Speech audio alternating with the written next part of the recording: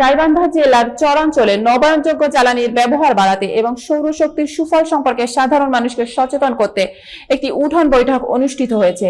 Solar action in চর শীর্ষক এই কর্মসূচির লক্ষ্য ছিল বিদ্যুৎ সুবিধা বঞ্চিত চর এলাকার মানুষের মধ্যে পরিবেশ বান্ধব জ্বালানির ব্যবহার উৎসাহিত করা।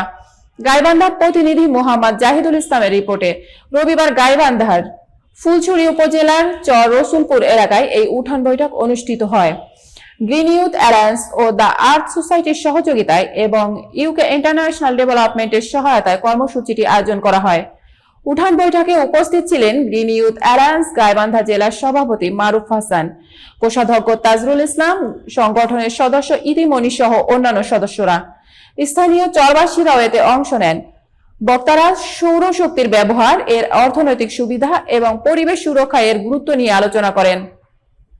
বিশেষ করে বিদ্যুৎ সুবিধা বঞ্চিত চরাঞ্চলে সৌর বিদ্যুৎ কিভাবে শিক্ষা, স্বাস্থ্য ও দৈনন্দিন জীবনযাত্রা সহজ করতে পারে সে বিষয়ে গুরুত্ব দেওয়া হয়। আয়োজকরা জানান, এই ধরনের সচেতনতামূলক উদ্যোগের মাধ্যমে চরাঞ্চলের মানুষ নবায়নযোগ্য জ্বালানির প্রতি আগ্রহী হবে এবং পরিবেশ রক্ষায় ভূমিকা রাখবে।